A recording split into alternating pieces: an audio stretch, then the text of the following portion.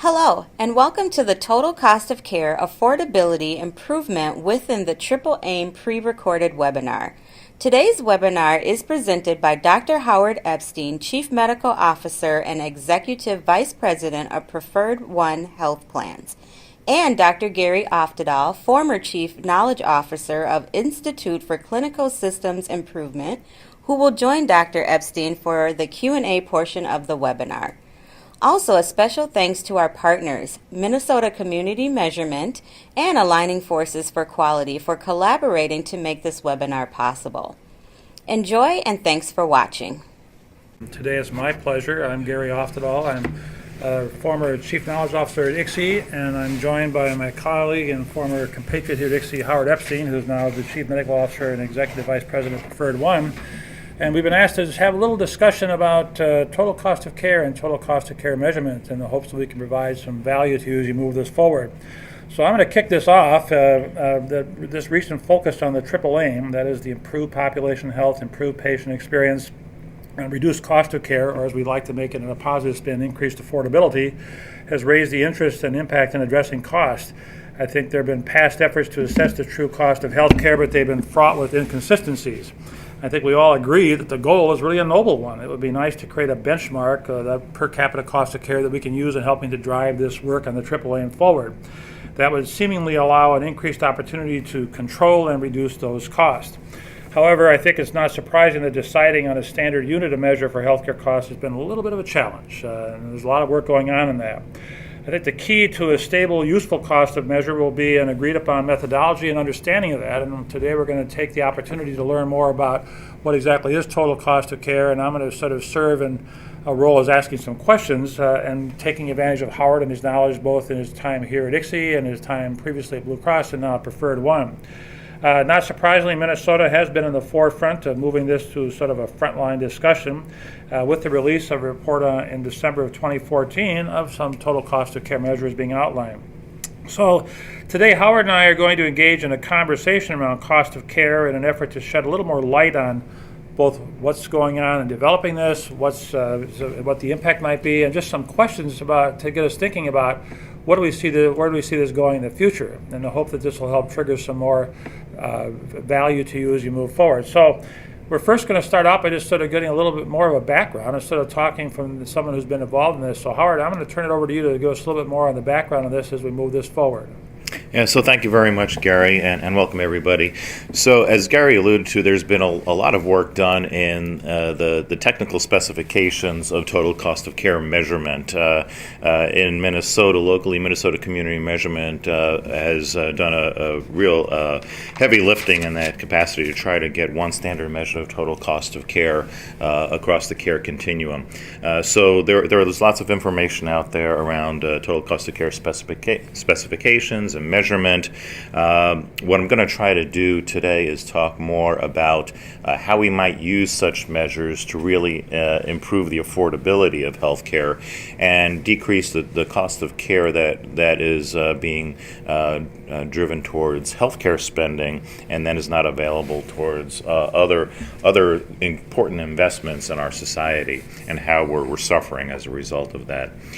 So, of course, I just want to start off with a disclosure. I have no financial disclosures to make. I'm on two boards that I've listed here, which should not impact my talk today. Really, these are the bullet points to show you what the objectives of today's talk, but it's really simple. Where we're trying to activate our communities, our society, to address the affordability of healthcare or the unsustainability of healthcare spending that we have now, some opportunities to bend the cost curve, and how we've already demonstrated how we've been able to do that in our community, especially in a collaborative model. And how we might move forward in really starting to make healthcare more affordable and accessible for all citizens in Minnesota and elsewhere. The macroeconomic picture is really laid out on this slide, which shows the projected spend of the United States federal government projected out into 2040 as determined by the Congressional Budget Office.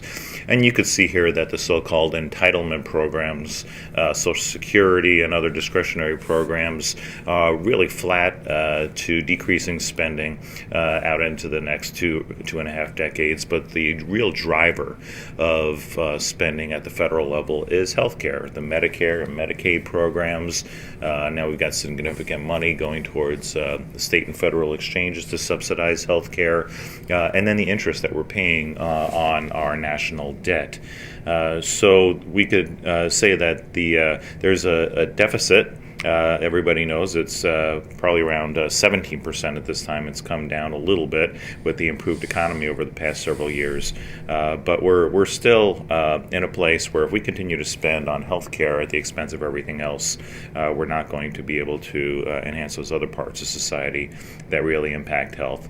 Oh, and we skipped there. So go back here, and just as a reminder, I don't think anybody would be surprised to find out that the United States spends the most money in the entire world on healthcare per capita, and that would be wonderful if we were getting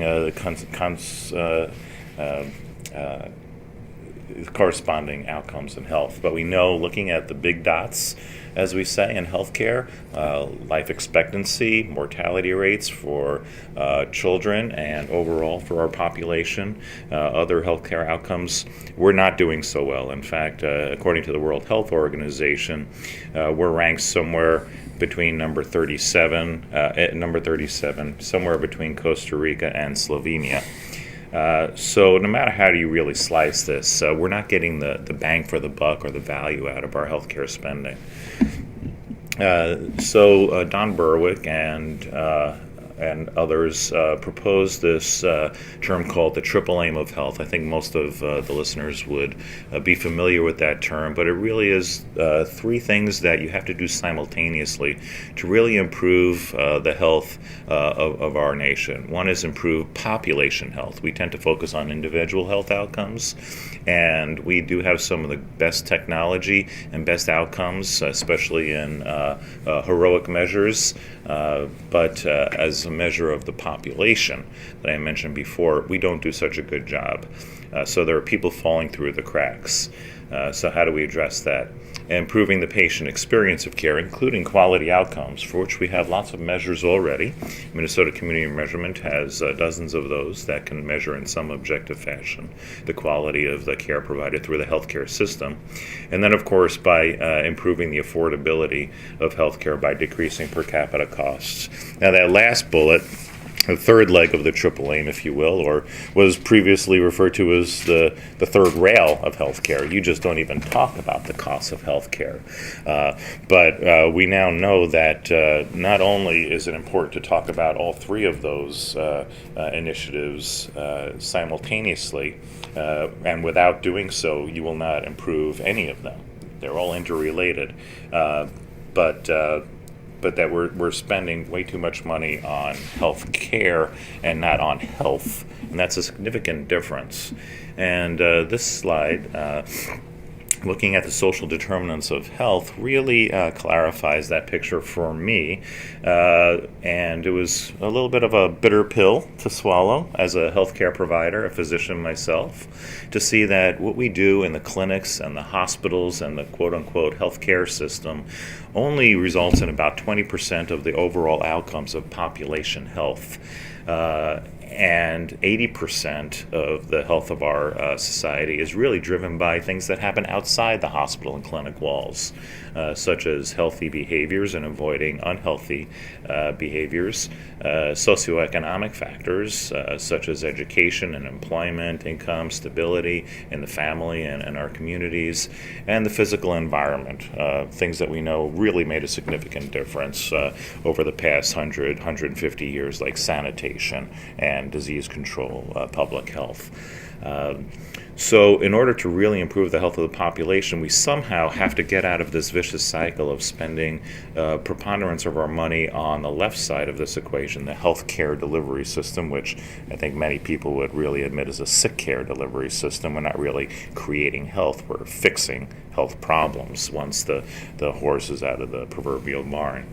I'm not going to go through this slide, but this is a wonderfully produced whiteboard video that's available on the ICSI website that was used to create community conversations around how these investments in the healthcare system are preventing us from making investments in other things that lead to improved health. Not only public health that I talked to, but disease prevention, but also other important spending areas that make a healthy society, such as roads and transportation, and early childhood education, things that we know create the real opportunities, and across the entire society, not just in segments of the society. We all know that healthcare disparities is really hindering all of us from achieving healthy outcomes, or as it was said in the 2013 healthcare phrase of the year, that your zip code determines more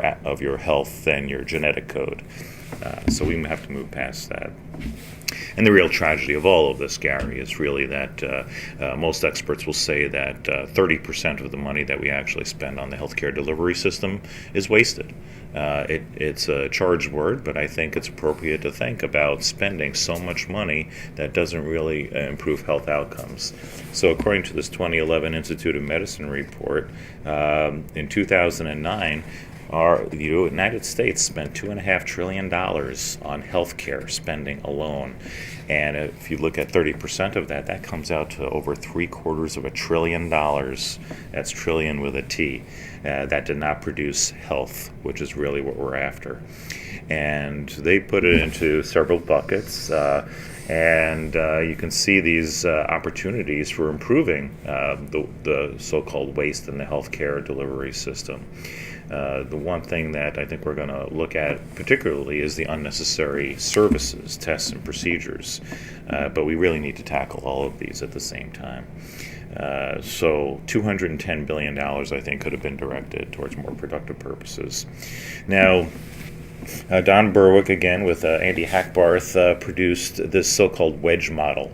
It's really modeled after Pakalo and Sokolow, who did this at Princeton University, trying to demonstrate how we could really impact carbon emissions and get us down to a more sustainable level that wouldn't have the impact on climate change that we're seeing already.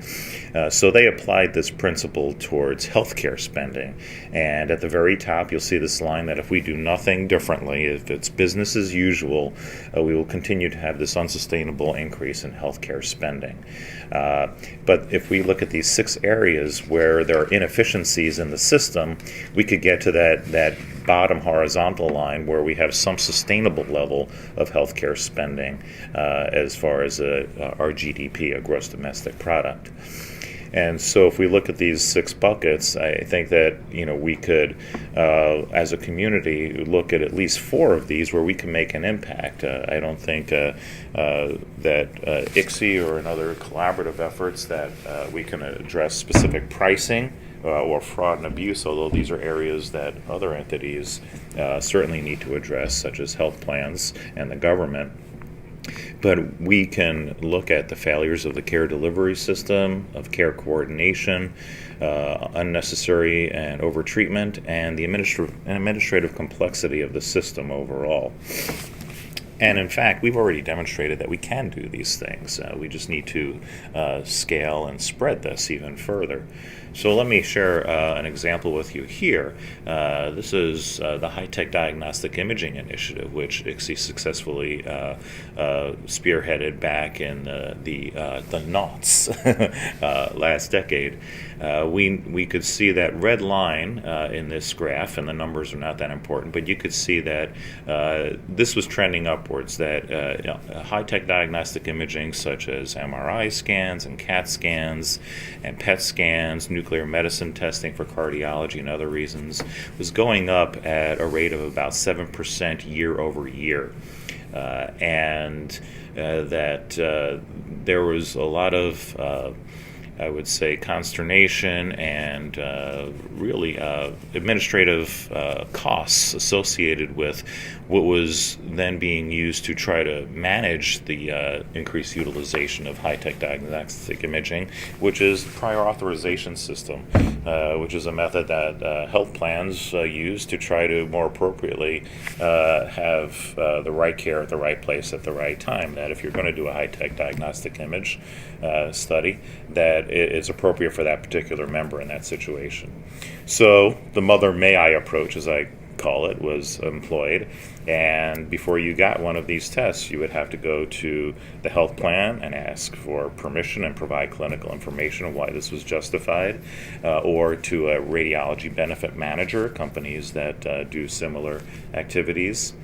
And that took a lot of time at the health plan and resources. It certainly took a lot of doctors' time and backroom office personnel to try to manage this.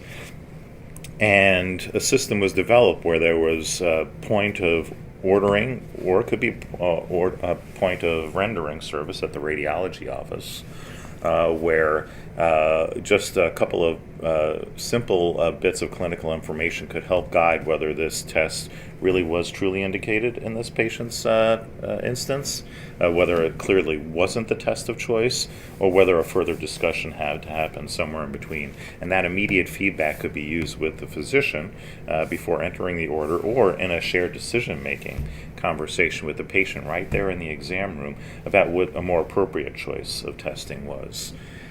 So just by doing this initiative and allowing those requests for these studies to go through, as long as you use this web-based platform, which could be integrated into the electronic health record system like Epic, that the claim would go through and you wouldn't have to go through the prior authorization process.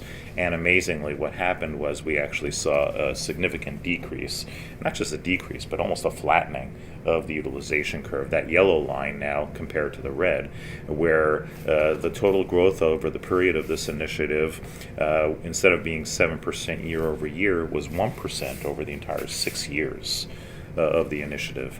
So of course that saved money. That was certainly one outcome that we were looking for, and a conservative estimate is over $200 million. But importantly, by avoiding excess radiation, we prevented nearly 100 cases of cancer here in Minnesota by more appropriately using testing. And I think we could see how that decreased all the administrative time and costs and inefficiencies, not to mention the frustration of patients and providers and others through this process. So it's a real success story, and I think it could be maybe applied to some other models in the future. I'm not going to go through all of these, but this is just a quick listing off the top of my head of the so-called waste in the healthcare system and activities that ICSI and others across our community have already been engaged in to prevent errors in the healthcare system, such as falls in the hospital, wrong site surgeries, potentially preventable events, and ICSI, the Hospital Association, and Stratus Health were recognized last year with a major award that congratulated the RARE campaign, Reducing Avoidable Readmissions Effectively, with the John M. Eisenberg Patient Safety and Quality Award for one of the best projects in the entire nation at avoiding unnecessary care. But there are admissions we know that could be prevented with better coordinated care and accessibility to primary care, and of course, never events. And then there's the inefficiencies in the healthcare system out there. There doesn't seem to be coordination or communication across different care platforms. And then the unnecessary treatments. I already shared high-tech diagnostic imaging. Certainly end-of-life care is a big topic, and if you talk to people, there's lots of care that they receive that probably didn't fit with their individual wishes, values, and preferences. We need to do a better job of advanced care planning and honoring those wishes at end of life. Hopefully what we wind up with, all the money that we spend is going towards value-added services, not towards non-value-added, or that word waste that we really would prefer not to use. So I mentioned the RARE campaign already, and it really tremendous results. We saw almost 8,000 readmissions prevented over the course of this initiative, 32,000 nights of people sleeping in their own beds on their own pillows instead of those nasty plastic ones in the hospital. And again, conservatively speaking, almost $70 million avoided or taken out of the healthcare spending that didn't really benefit anybody. So these are some examples of what ICSI and our community have been able to do by coming together and working collaboratively on healthcare quality and safety. I think what I've tried to demonstrate also is that by doing quality improvement and safety improvement, that is also affordability improvement. So when I came to ICSI about 3 years ago, I was really charged with trying to bring our community together to address that heretofore unspoken value, which is improving affordability of healthcare. So one of the first things we did was bring together an expert panel on what we might be able to do as a collaborative. And eventually created an Affordability Advisory Council to guide the ICSI staff and the board and others on some real activities that we could do to further address the non-value added care in our healthcare spending.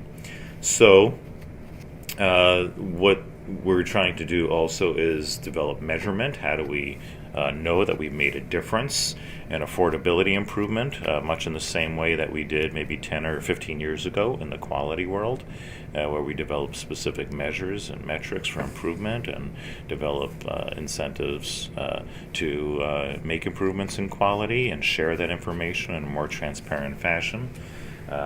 Minnesota Community Measurement actually was started almost 11 years ago with that specific purpose. Identify barriers and then hopefully mitigate those to improve affordability. And the council charged 5 different subcommittees with identifying opportunities and then communicate those and bring together people, our stakeholders, to actually initiate implementation activities through the recommendations to ICSI staff and the board. So part of that activity to get the groundwork started was a little bit of a brainstorming session. And as I mentioned before, in those waste wedges, Berwick and Hackbarth, that through the collaborative at the ICSI table, probably the pricing failures that John Brill talked about so efficiently in his book, The Bitter Pill, in a magazine article, Time Magazine, a few years ago. That wasn't probably the domain of ICSI, and fraud and abuse probably wasn't so much of our domain either. But these 4 categories, failures of care delivery, care coordination, overtreatment, and administrative complexity, we had already demonstrated in those 2 examples I shared with you that we could make a difference. So what in particular in those categories could we address? And we did those waste wedges. We came up with different activities within those wedges. I'm not going to go through all of these, but there's a lot of great ideas if you want to look at this slide for specific activities that you could do within your organization to improve the affordability of health care. But what I do want to do is now share this, I think, overall outcome is that we saw probably the lowest of the low-hanging fruit was overtreatment. Because ICSI, being an evidence-based organization, has been espousing appropriate care for many years, over 20 now. And we know that non-evidence-based care not only doesn't improve patient outcomes and waste valuable healthcare resources, but we know sometimes it can actually hurt people. So we wanted to address this. And so we developed driver diagrams, and initially we created those 5 subcommittees. One actually was palliative care and end-of-life care. And because of the particular climate at the time, if you recall, the so-called death panels and everything like that, we thought that having a separate group of that address palliative care and end-of-life care issues under an umbrella called affordability. Probably not the best optics. So it's still appropriate to address those issues. There are plenty of other activities, and ICSI continues to maintain the palliative care guideline and encourage that. But we focused on these four groups: unwarranted practice variation, which we see a community measurement all the time.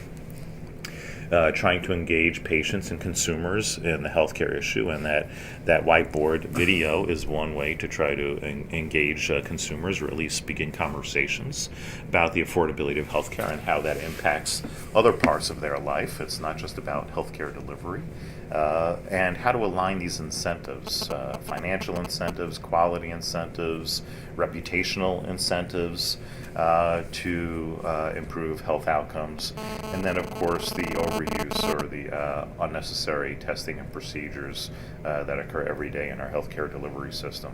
And when we tried to develop a driver diagram in order to guide our implementation efforts, what the overall Advisory Council for Affordability recognized, or it began to reveal itself, was that these three other groups really were drivers of the overuse issue. And so now we have a driver diagram and activities that can all feed into that so-called lowest of the low-hanging fruit. And if we're going to do something as a collaborative and get people around the table to talk about this charged word called affordability in healthcare, that this seemed to be the right place to start. And I think there was a lot of energy and excitement around this. So that is eventually where we landed. Before I wrap up my slides, I think it's really important, though, to mention that what we're really trying to focus on is the appropriate use of healthcare. Overuse, certainly an issue, but so is underuse. We're seeing that now in the measles epidemic, where underutilization of immunizations has produced untoward health outcomes. We know that there are appropriate cancer screening tests out there that people don't utilize to the maximum efficiency, such as colorectal cancer screening. We can certainly improve our appropriate mammography rates. So when you wind up with cancers and infectious diseases that could have easily been prevented by screening, that's waste also. But I really try to use appropriate uses as the overall goal. So as we look at overuse, we're really faced with what we're seeing in the caption in this cartoon, and the doctor is saying to the patient in the exam room, "All your labs are back. They show a serious overuse of unnecessary and inappropriate tests and procedures." Of course, the irony of this is that the reason why that occurred is because the doctor ordered those tests and procedures. And we all know, well, at least it used to be before computers documented everything, that the most expensive tool in the doctor's office or the hospital was the physician's pen, because that's where the orders came from.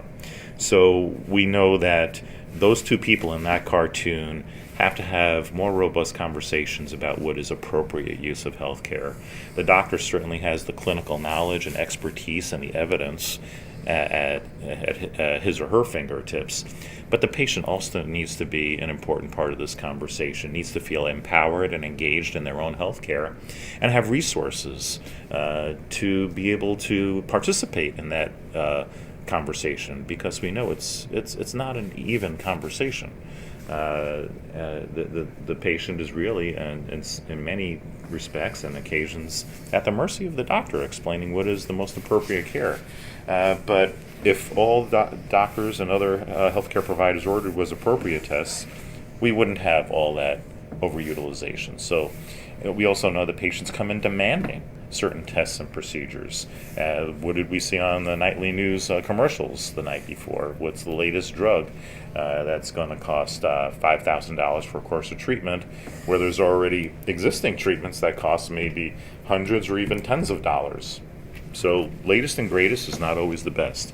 And we really need to challenge this notion that more is better, or, as I like to say, more expensive is better. So it's a culture change that we're going to need to really take on here. And one of those opportunities, and this will be my last slide really, is the Choosing Wisely campaign. And that it was an initiative that was started by the American Board of Internal Medicine Foundation with support from Robert Wood Johnson Foundation in partnership with Consumer Reports, that has really started to engage the public in conversations and awareness about appropriate use of medical care, not only the quality and safety of care provided, but also cost. So this is probably the best resource for people to look at. It's on the ICSI website. Just go to initiatives, health initiatives, and then Choosing Wisely Minnesota. And there you'll find resources for physicians, for patients, and employers is also to engage their employee populations in this conversation. So I think what I'd like to do then is stop, Gary. I'd like to answer questions because that's probably where the most valuable information usually comes from. Right. So Howard, this is, I think, a great review of sort of some of the issues with affordability and some of both the opportunities and challenges we face. Part of what we were asked to do is to talk about the recently released total cost of care measure. Mm-hmm. And I guess I'd like to sort of maybe frame up the rest of this by talking about, a lot of this might be conjecture, hypothesis, what we think. Mm-hmm. But as you've outlined all this work that we've done in the past on addressing cost and beginning to sort of actually talk about it for the first time, we've had evidence to, like RARE campaign, HTDI, of some of the impact. Knowing that in healthcare we oftentimes study to the test, we now have developed or released a total cost of care measure. Mm-hmm. So all healthcare providers are able to look at that. Now, I think we could talk all day about issues about how to develop. I'm not going to do that.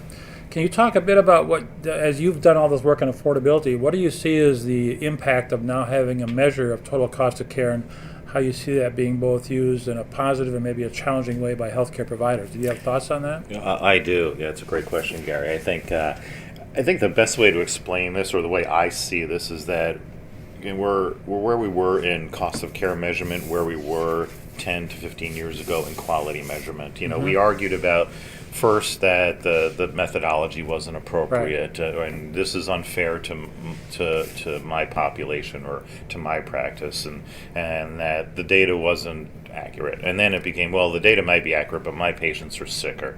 And then, you know, we had appropriate risk adjustment for quality, and then, you know, it was, well, okay, so my patients aren't that much sicker than everybody else's now that you have objective measures. But what can I do? And I think that's where we're getting to, is what can I do to improve cost of care and affordability, the same way that we were 10 to 15 years ago about using quality measures to improve quality outcomes. So you probably know who said you can't improve what you can't measure. Right. That's where we were with quality. Right. And that's, I think, where we're getting to with cost of care. Now, let me explain that it wasn't that before Minnesota Community Measurement developed their cost of care measure that there was no way to measure this. Right. There certainly was. The healthcare providers know to a large extent, at least on the CFO knows where the money is being spent, what kind of revenues were coming in, what the utilization patterns of the services were.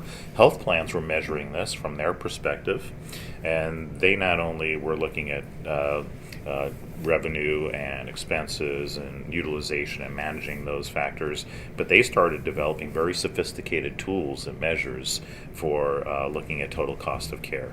Now, there are like other businesses out there, there's different ways to measure total cost of care. And what was happening was that different health plans and the government, of course, were developing different ways of measuring that total cost of care. We were starting to develop a cacophony of measures. Right. And so what Minnesota Community Measurement really did is come along and say, okay, let's not look at the apples and the oranges and the bananas that were out there, but let's develop a set of apples that we can compare total cost of care and start to measure the efficiency and the affordability of procedures, testing, but also the overall cost of care over a period of time, usually a year.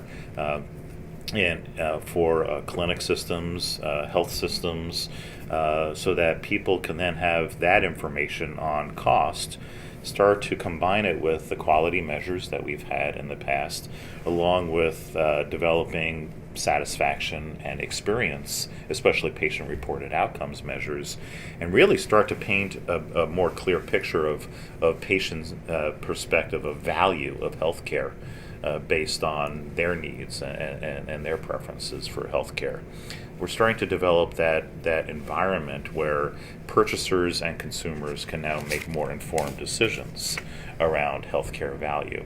We used to blame consumers for not making better choices and contributing to the healthcare unaffordability problem. But how can you blame people when they don't have the information to make decisions? Well, I must admit, as someone who recently as retiring, had to look into that, the information out there is so confusing, it used to be mind-boggling. And I kept thinking that here I am a physician, and I was having trouble deciding to pick insurance. Do you see this as an opportunity to make this the information more relevant so that people can actually understand it? It seems like if information is useful, but if it's still presented in a manner that people don't really even understand how that impacts them, if they have no liability, responsibility, accountability for that, I mean, there are some pros and cons about how this intended and unintended consequences potentially down the road. Well, there are. I think a couple of points there. One is we're just starting to take the first steps down this journey. I think a lot of the information is at the aggregate level, especially when we're talking about total cost of care. That's an average across a population. It's one of these population health measures. And we have to get more granular. New tools, new resources, new technological approaches are being developed, and we're getting increasingly sophisticated about our ability to drill down to more specific information that consumers can then use for themselves. Now, we already have a lot of information, and we're able to demonstrate unnecessary price variation, much in the way that we've been able to demonstrate unnecessary or unwarranted quality variation. Elizabeth Rosenthal at the New York Times has done an amazing job of showing how not only different regions of the country or different cities within in a particular state can have one test, like a colonoscopy, that could cost $6,000 in one provider office and $600 or $1,200 across town. But sometimes, even in the same city, or even sometimes in the same building, you have two different providers, and you could walk across the hall and have thousands of dollars of variation, much in the way that you can be sitting on an airplane next to somebody where you paid $200 more than the person sitting next to you based on when you bought the ticket and who you went through and everything else. So that's number one. Number two is that there are already specific tests and procedures. I think community measurement lists about 100 of those, where you can go out and look at those price variations on standard tests and procedures. We're also getting towards a place, although I think it's an intermediate step, in moving from fee-for-service to pay-for-value or pay-for-outcome, where we're beginning to bundle services.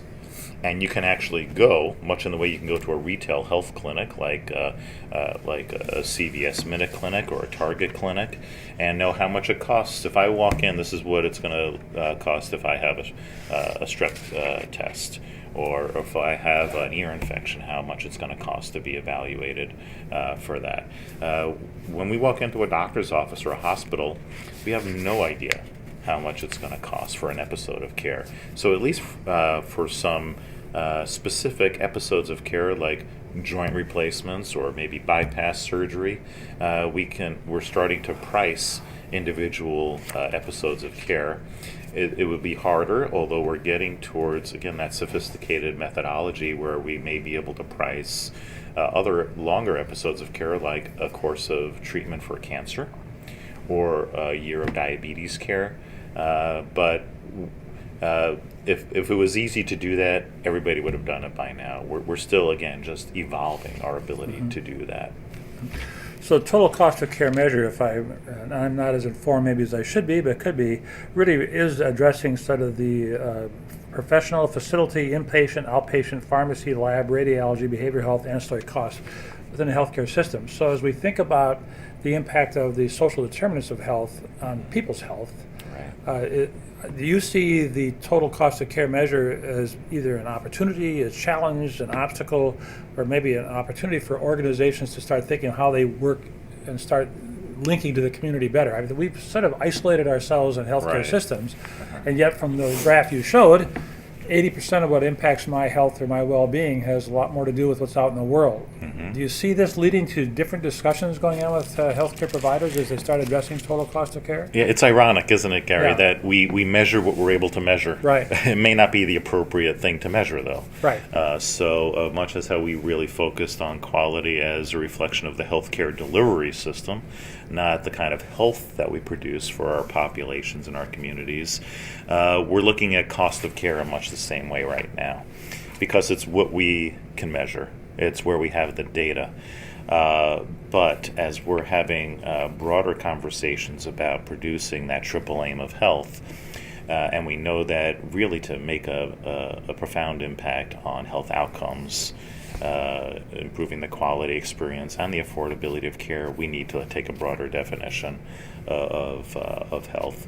And so that I think that's the reason why CMS and the commercial population are starting to link the other social determinants of health with population health outcomes. First thing is developing measures around those. We have patient satisfaction scores through Press Ganey and RC Picker, but those are very healthcare system focused, and it really doesn't paint what I call the experience of care. Plus, patients want to experience health not just in the healthcare delivery system; they want to experience health in their lives. And they don't live in the clinic or the hospital. 99% of health is what happens outside the hospital in the four walls of your doctor's office. So in order to produce better health, we really do need to know how those other societal factors drive health. So measuring those is number one, and initiatives like Hennepin Health is one example of how the healthcare system is trying to work with their community to link those things as well. It's going to be very interesting what happens. I think the main barrier to that is not only the silos that you talked about, but also the baskets of money. Right. These come from different baskets. We have budgets for the hospital and the clinic. We have budgets for transportation. We have budgets for public health. We have budgets for education. As long as we look at these as financial silos as well, it's going to be very, very difficult to build a health system that really can drive overall population health. We need to start being creative in how we use all of that information available, create appropriate incentives for both the providers and the consumers of health and healthcare through all those different factors. So it feels to me a bit like, and I think you mentioned this before, that we're at the stage of this now where we were with diabetes when we were just measuring, did you get a A1C done? Now we have the D5. Now there are people who could argue about the D5 overall, but it's led us into an area that 11 years ago or 12 years ago, you saw 3% of patients meeting the D5. Now you can see 40, 50, or 60%. I think that just reflects the fact that we're going to learn a lot. Do you see that same thing with, I think you mentioned with total cost of care? It may look different in 2 or 3 years than it does now. Do you start to understand more of the impact of this and moving forward? I think that's a fair statement. So we have to start off with process measures often when what we really want is outcomes measures. We don't want to make sure that people got their A1C for the sake of getting more A1C tests. We want to make sure that they don't have more heart attacks and strokes or have to go on dialysis for their kidney failure or have their limbs amputated. That's the real outcome that you're looking to achieve. But we have to start somewhere. And now that we've developed and trained providers and healthcare delivery systems on how to do process measures and quality improvement. We can start to look a little bit forward towards those outcomes measures and now start to tie reimbursement or value-based purchasing with those outcomes measures. Not that those process measures are no longer important, but those are more internal factors that healthcare providers look at. Or as I've heard you say, Gary, and I tend to say a lot these days, is when you buy a watch, you don't want to know how the watch works. You just want to know what time it is. Right. People don't care how the healthcare happens. Right. They just want to be healthy. That's what we need to get towards. Agreed. Maybe one last question, just so we wrap this up. It was struck me, and as I read through the press release, that they actually came out that the average monthly cost is $435 per month, but there was a $1,500 gap between those in the middle of that. That seems like a tremendous opportunity for reducing unwanted variation among groups. I mean, it shouldn't be that much differentiation. Truly, it's because your patients are sicker. I mean, this should be built in. Well, and this is risk-adjusted cost. Exactly right. So we've already accounted for how sick your population is. Right. Now, that's from a medical perspective. I think it's a fair statement that some providers and others argue that we haven't really taken in. We just talked about those societal factors for adjustment. So income and employment and transportation availability, access to health care. So there's more work to be done there. But again, as with the quality measurement 10 or 15 years ago, it's still directionally appropriate. What we do know, and there are very smart people at the University of Minnesota and the School of Public Health and so forth that have already shown that, there may be some slight differences in risk adjustment based on those societal factors, but it doesn't really change the overall results of how providers perform. Whether it's with respect to quality outcomes or the total cost of care measures. So there's still valuable information, even if it's maybe not admittedly 100% accurate. It's 90% of the way, and that's good enough to look at what could we be doing differently. How can we build a better mousetrap? Particularly, how do we take healthcare delivery from a site of care to what we do wherever the patient is, not where we make them come to the healthcare system to get their healthcare. We have to engage the entire community and engage patients no matter where they are in their lives to produce better health outcomes. So I think we're going to begin to explore this information, understand it. The price variation is certainly something that has many factors, not least of which is contracting with health payers. And there are certain healthcare providers and systems that, due to their size or geographic location, can command higher prices at the negotiating table. I'm not saying that's wrong, it just is. It's just a fact. And so how do we use that information, though, to drive affordability improvement, again, the same way that we used quality data to drive quality improvement over these years? So I think what we've tried to do here is to have a little conversation about sort of the background of some of the total cost of care, some of the issues looking at that, begin to have a conversation on where it's going to go. We've got a long way to go yet. Having been in healthcare for over 40 years, I think it's amazing to even have these conversations. And many times when I was in practice, I really had no understanding or appreciation of the impact of what I was doing on the cost. I think that certainly it's about time we do that. It's not perfect yet, but I think we are now taking the first steps in that right direction. I think it will be imperative for all of us, whether we are in the payer standpoint, the provider standpoint, or the community standpoint, to think about getting out of these silos and working together on this, much like we've done already with readmissions and much as we're doing in other areas now. So do you have any last comments that you might want to have from your perspective as far as in your new role now on the payer side, what you see this impact on the work that is going on within the healthcare community? Well, I think these conversations that we're having in the communities are going to be impactful. I think what the different healthcare products, particularly products that have high deductibles and more consumer-directed health plans that patients and members, the community, are becoming much more price sensitive. They're going to have a much higher demand for having this cost information available when they're making healthcare choices. And it's really unfair to put the doctors and other healthcare providers in that position when they don't have that information available to them. I think that's one of the next opportunities, is to really have a shared decision or an informed consent about additional testing and treatment. You have to have all those bits of information, and I think we're getting there. I think there is more of a technological solution there, but there still is that cultural change that more is better and more expensive is better, or that we will continue to need to address. Otherwise, I don't think we're going to make the kind of directional impact that we really need, so that we really can make those other investments in our society and improve the health of the population, not just healthcare delivery.